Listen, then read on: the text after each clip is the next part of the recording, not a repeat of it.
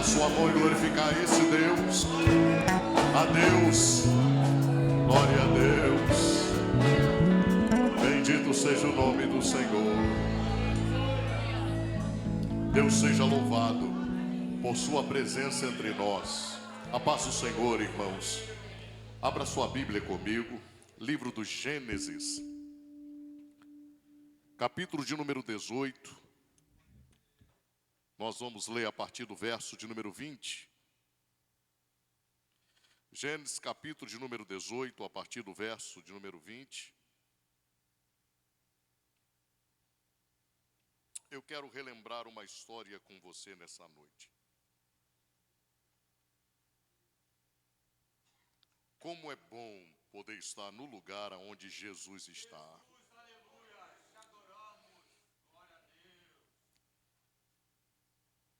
Gênesis capítulo de número 18, verso de número 20 e diante. A leitura é um pouco extensa.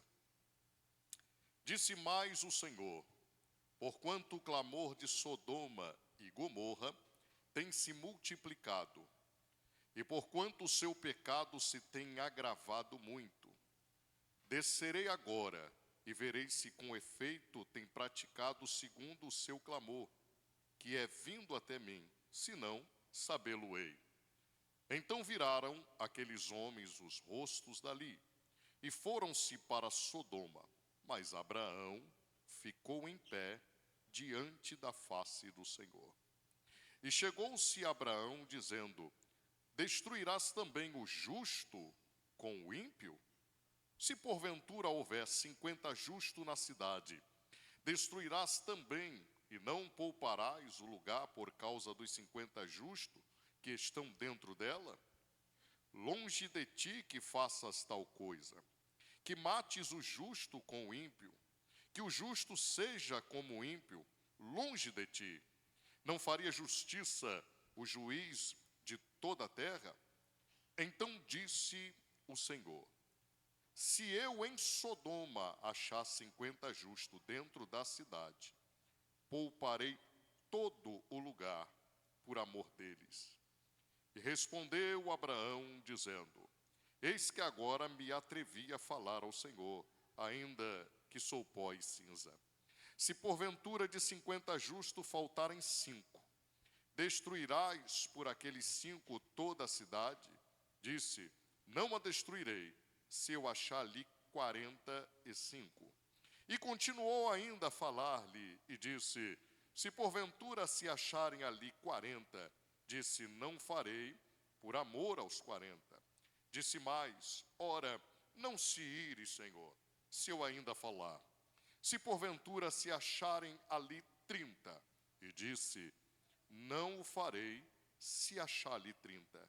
E disse-lhe: eis que agora me atrevi a falar ao Senhor. Se porventura se acharem ali 20, e disse: não a destruirei por amor dos 20. E disse mais: ora, não se ire, Senhor, que ainda só mais uma vez falo. Se porventura acharem ali 10, e disse: não a destruirei por amor dos 10. E retirou-se o Senhor quando acabou de falar a Abraão, e Abraão tornou-se ao seu lugar. Amém. Deus te abençoe, podeis assentar.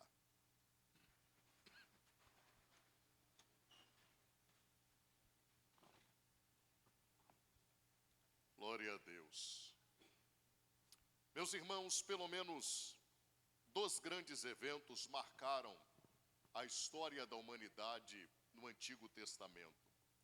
2 grandes eventos deixam claro que justiça e juízo são verdadeiramente a estrutura do trono aonde Deus está assentado.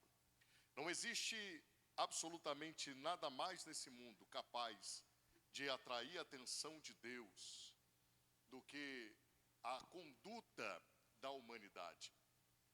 Deus criou o homem para o seu louvor, Deus criou o homem para o honrar, Deus criou o homem para lhe servir em amor. Deus criou o homem para prestar-lhe toda a reverência. Mas na medida que o tempo passou, o Antigo Testamento deixa claro o homem foi se envolvendo cada vez mais com as práticas da iniquidade, afastando-se e querendo-se afastar deliberadamente do Deus Criador. A situação descrita nesse texto, ela marcou tanto a trajetória da humanidade, que no Novo Testamento, o Senhor Jesus Cristo, em um dos seus ensinamentos, como está escrito em Lucas capítulo de número 17, ele orientando os seus discípulos a respeito do futuro ou da vinda súbita do Filho do Homem, o Senhor Jesus Cristo cita pelo menos 2 eventos, deixando claro que assim como aconteceram no passado, vai acontecer muito em breve. Jesus orientando os seus discípulos, dizendo para eles, olha, estejam apercebidos, porque assim como foi nos dias de Noé, assim há de ser a volta do Filho do Homem. E foi tudo de repente. Os homens estavam vivendo, estavam curtindo o seu cotidiano. À medida que a população ia andando e caminhando, eles acabavam se distraindo a respeito do acontecimento que era inevitável. Os homens bebiam, comiam, casavam-se, davam-se em casamento, quando de repente o dilúvio veio e consumiu a todos. E Jesus, ele prossegue dizendo, assim há de ser a vinda do Filho do Homem. E dando continuidade ao seu ensinamento, ele também faz menção dos dias de Ló. Jesus faz questão de dizer, assim também como foi nos dias de Ló, de igual modo, os homens comiam, bebiam, casavam-se, davam-se em casamento, vendiam, compravam, negociavam, e de repente, choveu fogo do céu, consumiu a todos os moradores daquela cidade de Sodoma e Gomorra. Vai ser de repente a volta do Filho do Homem. Jesus faz questão de deixar claro para nós, crentes dos dias de hoje, que a vinda dele vai ser exatamente assim, de repente, como a igreja está pregando, os profetas estão anunciando e o povo insiste em ignorar. De repente, Jesus vai voltar. Este é o único evento da história que não será adiado, a vinda do Filho do Homem para buscar a sua igreja. Quando nós lemos a Bíblia Sagrada, nós vemos como tudo aconteceu em relação à vida de Ló.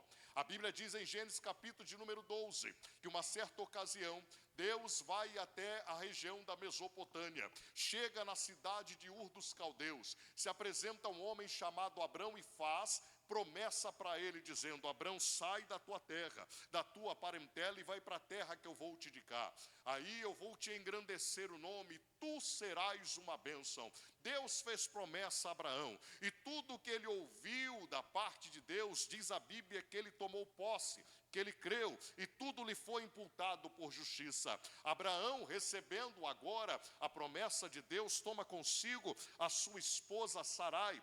Ele não tinha filhos, então ele pega o seu sobrinho Ló, e Ló consequentemente, que era casado, toma consigo também a sua companheira. Esses 2 casais começam a peregrinar, seguindo apenas a orientação e crendo na promessa de Deus. A bênção de Deus estava na vida de Abraão, e a Bíblia diz que a bênção na vida de Abraão era algo tão tremendo, tão abundante, que acabou contagiando, contaminando, respingando no homem que andava com ele, o seu sobrinho Ló. Ló também viveu a prosperidade de Deus por intermédio de Abraão, de forma que a quantidade de animais e pessoas a seu serviço era algo muito grande, era algo quase que incalculável. E agora os empregados de Ló, os empregados de Abraão, começam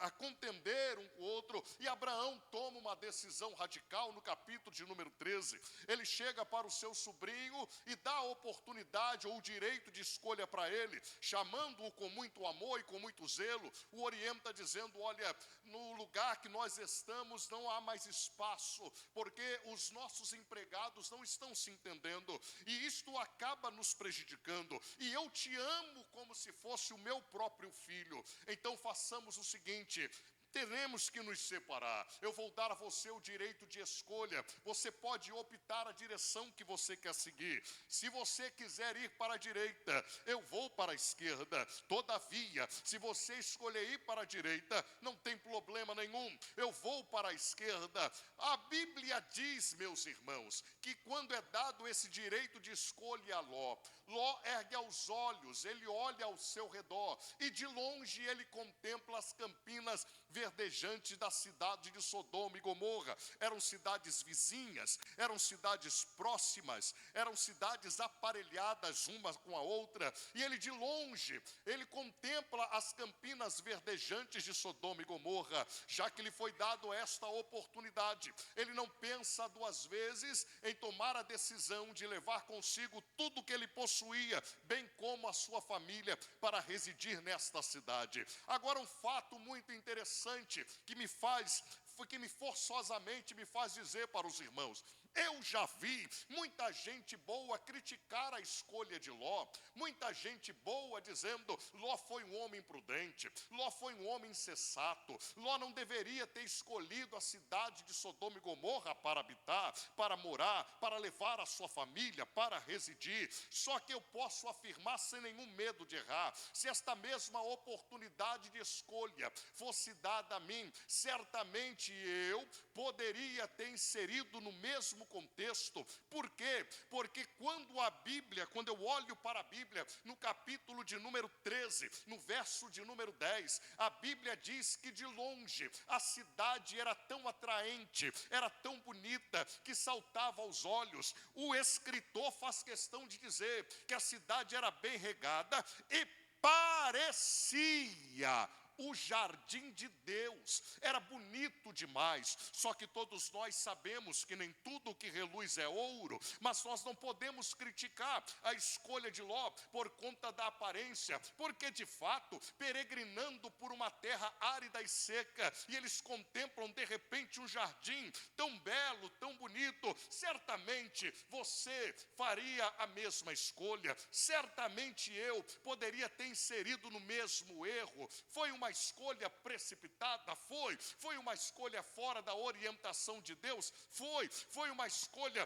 tomada pelo aquilo que ele viu, pelo visual, por aquilo que o empolgou, é verdade, mas ele acabou escolhendo aquilo que tinha dado a oportunidade de escolha. Sobrou para Abraão um deserto árido e seco, um pedregal terrível e miserável, mas Abraão tinha a promessa de Deus na vida. E quem tem a promessa de Deus na vida, eu sempre digo isto, ele pode morar no lugar mais desconfortável do mundo, mas se a promessa de Deus está na vida dele, ele é feliz, ele tem paz, ele consegue ter as suas necessidades supridas, porque o Deus de Abraão é um Deus fiel. Você concorda com o que eu estou afirmando? O Deus de Abraão é um Deus fiel. A Bíblia vai dizer no capítulo de número 15 que agora Abraão, já separado do seu sobrinho tão amado, vivendo no seu contexto de isolamento apenas com a sua esposa, Abraão está aguardando, porque da promessa ao cumprimento da mesma que Deus fez a Abraão, passaram-se 25 anos. Abraão está, no capítulo de número 15, numa quase depressão.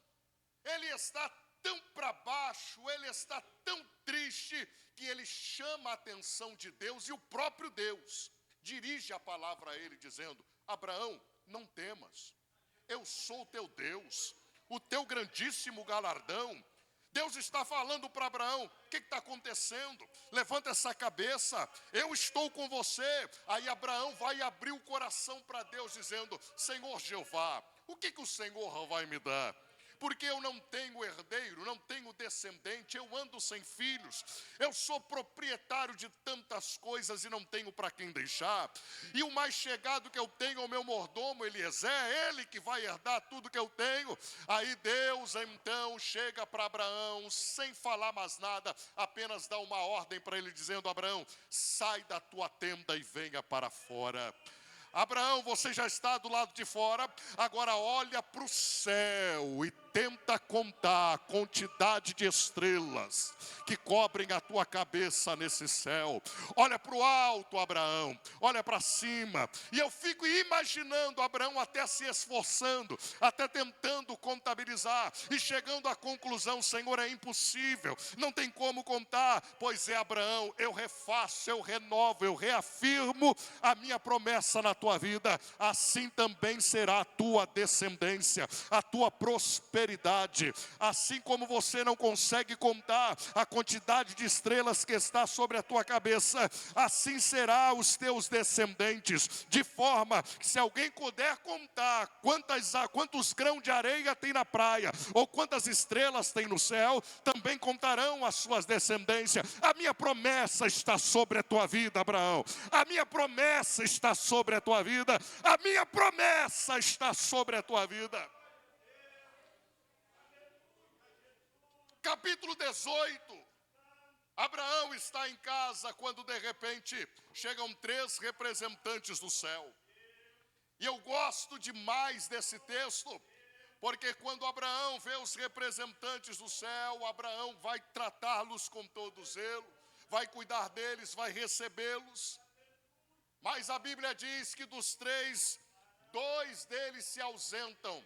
E Abraão permanece de pé, olhando para aquele único que ficou. E Abraão sabe que aquele homem é uma representatividade lá do céu. Então, Deus vai falar para Abraão: eu não vou ocultar ao meu servo aquilo que eu já determinei. Eles vão dizer a missão terrena que receberam: Abraão, nós viemos para destruir a cidade de Sodoma e Gomorra, porque a transgressão dessa cidade, a malícia desta cidade chegou até Deus. Os anjos são bem objetivos em dizer: Deus está irado com esta cidade e não haverá mais misericórdia. Os habitantes dessa cidade fez transbordar o cálice da ira de Deus. Quando a informação de juízo chega ao conhecimento de Abraão, Abraão então se lembra que nesta mesma cidade está residindo o seu sobrinho amado com a sua família. Abraão então vai interceder.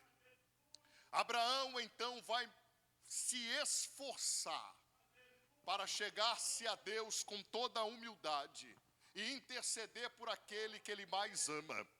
E vai dizer: Senhor, me permita falar, eu entendo a vossa missão, mas diga para mim, o Senhor veio para destruir, mas o Senhor é capaz de destruir.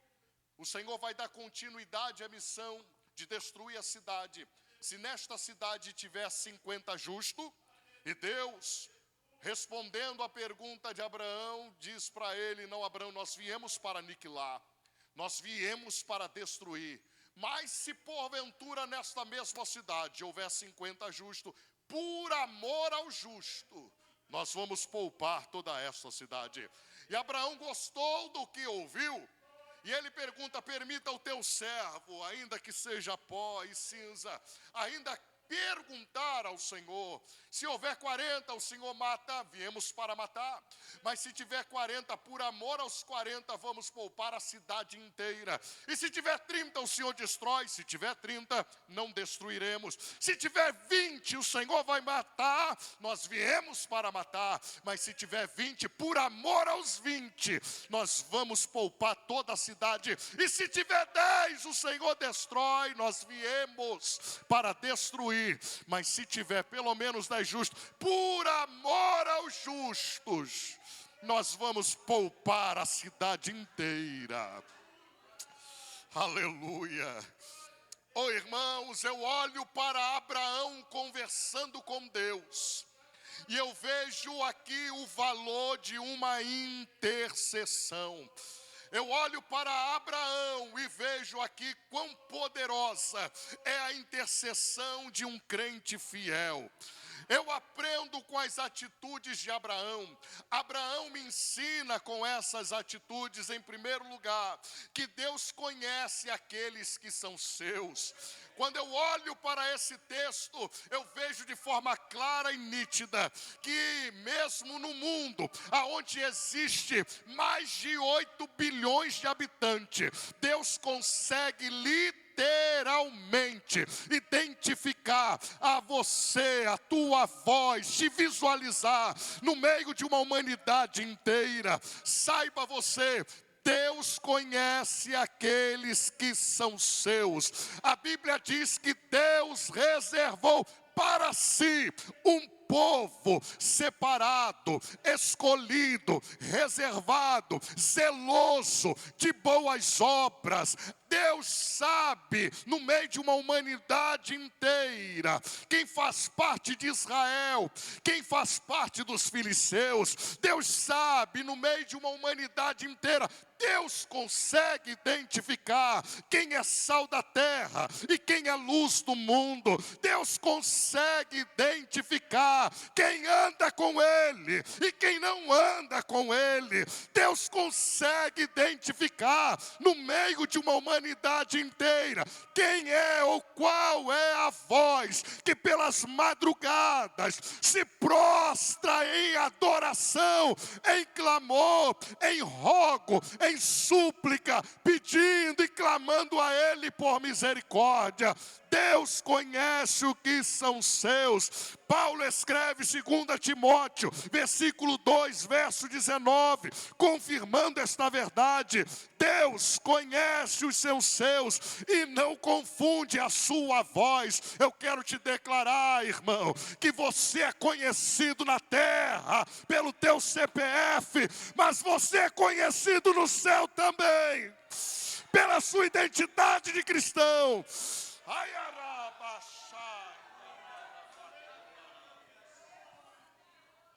Deus conhece, Ele consegue identificar, Ele não confunde a nossa voz.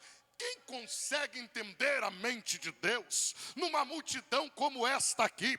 Todo mundo dizendo glória a Deus ao mesmo tempo, todo mundo glorificando ao mesmo tempo, todo mundo falando em línguas ao mesmo tempo, todo mundo adorando ao mesmo tempo, e o louvor chega lá de forma coletiva, mas também individual. Deus conhece, esse me adora em espírito e verdade, esse se preparou para chegar aqui, esse chegou aqui triste, cansado, abatido, este chegou atribulado, este chegou feliz. Eu vou mudar a história do mundo. Deus conhece o que são seus. Ele mesmo disse: pode ter lá 10 que seja, mas por amor aos 10 eu poupo a cidade inteira. Segunda coisa que eu aprendo com a atitude de Abraão: a intercessão de um crente traz livramento. Está claro nesse texto que a intercessão de um crente traz livramento. Eu vou dizer isto aqui com toda a propriedade, sem nenhum medo de errar. Grave o que eu estou dizendo. Deus está irado com este mundo. Eu vou repetir. Deus está irado com esta geração. Deus está irado com esta geração. Deus está irado com este mundo. Esta geração em nada se difere da geração de Sodoma e Gomorra. Esta geração não perde para nada com a geração de Sodoma e Gomorra. Geração devassa, promíscua, mundana, leviana, prostituta, adúltera, idólatra, maligna, perversa. Deus está irado com este mundo. Mas eu olho aqui o valor de uma intercessão. O que faz, irmão? O que é que tem impedido de Deus destruir este mundo? Por que Deus não destrói esta nação, esta geração? Por que será? Por que será que não chove hoje fogo do céu, como choveu em Sodoma e Gomorra? Só tem uma resposta para esta pergunta. Há um povo no meio desta geração. Existe um grupo dentro de uma multidão. Existe um povo no meio de uma geração. E este povo anda de joelho. Esse povo até se prostra, mas ele se prostra diante do único Deus vivo e verdadeiro. É um povo que não se corrompe. É um povo que não abre a sua boca para amaldiçoar. É um povo que não anda de acordo com o sistema. É um povo que não se molda com os padrões desse mundo. E eu tenho certeza absoluta que é por causa deste povo que a misericórdia de Deus está em evidência nesta geração. Nós vemos as críticas quando as fatalidades acontecem. Nós vemos os questionamentos quando as coisas não estão bem. Nós vemos as pessoas reclamarem, murmurarem, quando os ventos não são favoráveis. Mas a Bíblia, ela é um livro tremendo e extraordinário, porque ela tem resposta para todo e qualquer questionamento. Quando pergunta, cadê Deus que não vê? Porque Deus permitiu, porque Deus não interviu, porque Deus deixou isto acontecer. Aonde está Deus que nada fez? A Bíblia pergunta, por intermédio de Lamentações, capítulo 3, verso de número 29. De que se queixa, pois, o homem vivente?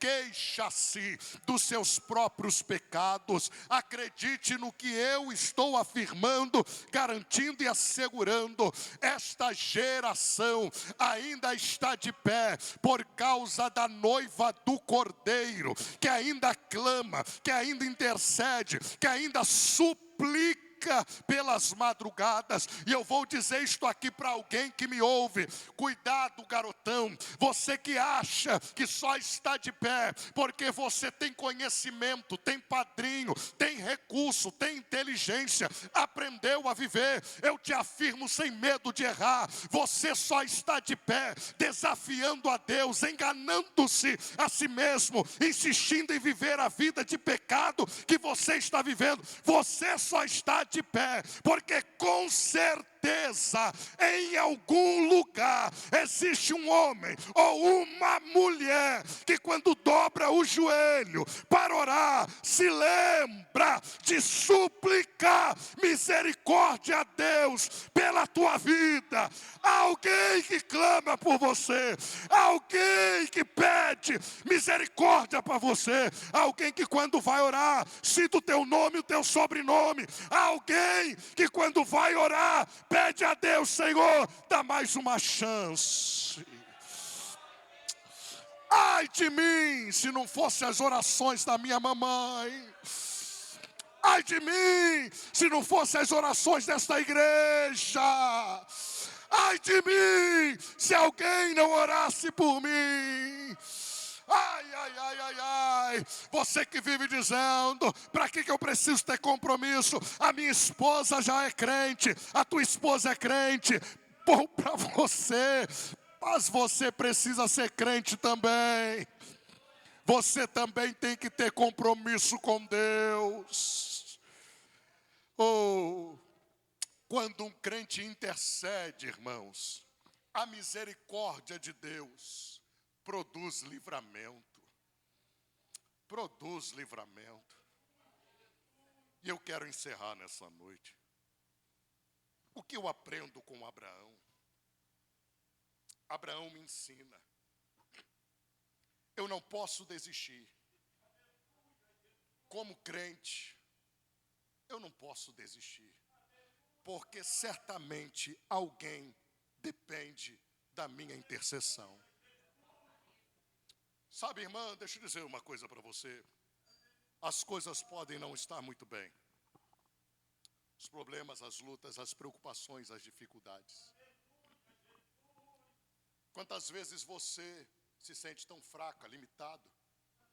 Quantas vezes você já pensou em parar? Tamanha é o problema da luta e da dificuldade. Mas eu preciso dizer isso aqui para você.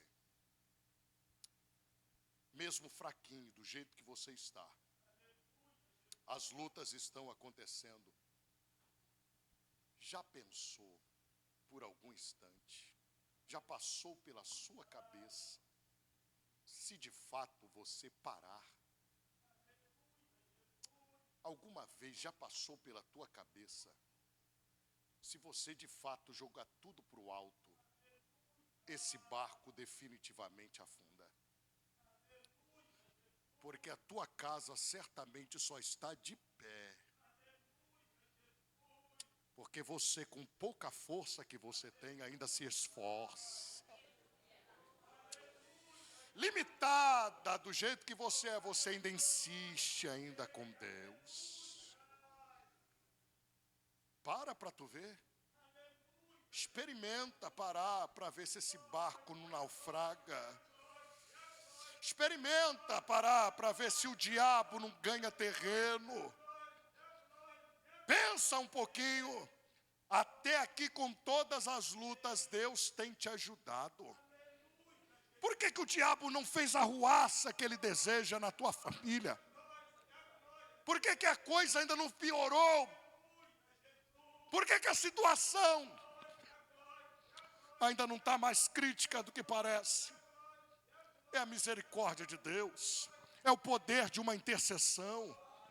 É você que é conhecido no céu e mesmo fraquinho, dobra os teus joelhos e diz: Senhor, me ajuda. Guarda meu marido, guarda minha esposa. Senhor, eu não sei onde está, mas guarda meus filhos, guarda. Senhor, não me deixa, Senhor. Oh, irmão, pode parecer que nada está acontecendo, mas a tua casa está de pé. Pode não estar tudo bem, mas ela está de pé. Pode não estar do jeito que você queria, mas você está de pé. Pode não estar tudo correndo direito, mas estão de pé, estão vivos. Deus está cuidando, Deus está trabalhando. Alguma coisa está acontecendo. E está acontecendo por tua causa. Você não pode desistir.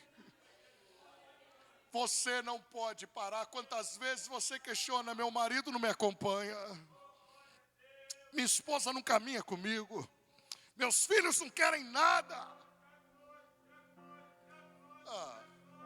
Mas Deus tem compromisso com a tua intercessão. Deus tem compromisso com a tua fé.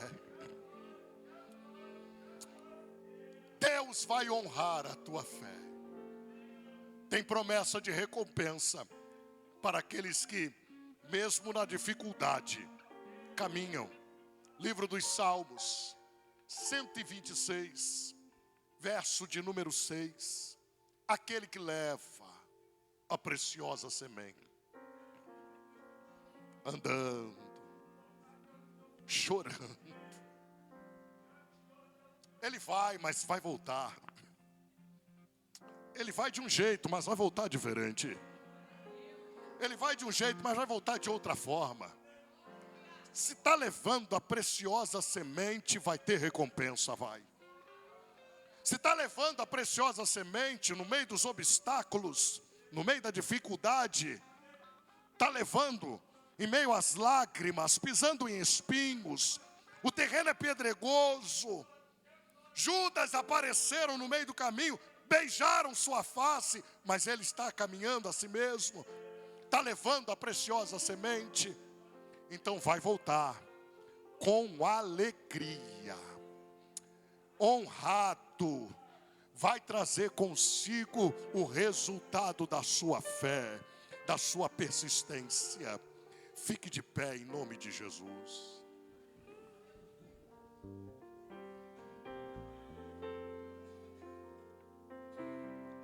Eu aprendo com Abraão que o poder de uma intercessão é capaz de mudar sentenças de morte. Você sabia que todos os dias, não é uma vez por semana, de vez em quando, uma vez por quinzena ou por mês, mas todos os dias, Satanás elabora, projeta, arquiteta planos para destruírem a tua vida. Mas existe um mistério, irmãos. Quando um crente se prostra diante de Deus, suplicando por misericórdia. Foi o que Abraão fez. Abraão, ele intercedeu e disse: Senhor, eu sei que a missão é de juízo, mas tem justo lá naquela cidade ímpia. O Senhor vai destruir a cidade, contendo o justo lá? O Senhor vai fazer isto? Não, Abraão, eu vim para destruir aquela cidade, mas por amor ao justo, eu poupo a cidade inteira. Eu declaro nessa noite, na autoridade do Deus desta igreja, enquanto os teus joelhos estiverem dobrados e a tua voz de súplica e clamor estiver chegando no céu, a misericórdia de Deus estará sobre tua casa, sobre tua vida, sobre a tua família. A misericórdia de Deus estará sobre você. Eu quero orar pela tua vida. Eu quero orar por você.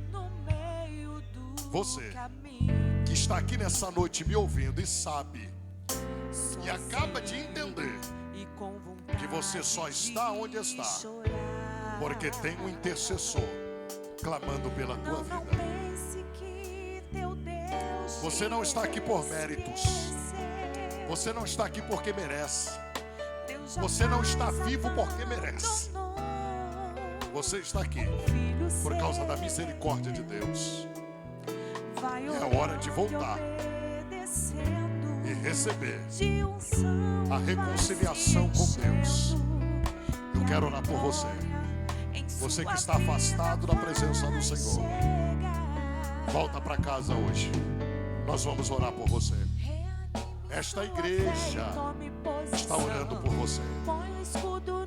Esta igreja clama pela tua vida. Esta igreja se lembra de falar o teu nome e o teu sobrenome quando ora a Deus.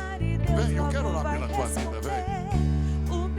É hora de retornar, é hora de voltar e reconhecer: Deus, eu só estou de pé porque esta igreja ora por mim, ou alguém nesta igreja tem clamado pela minha vida. Nós queremos orar por você.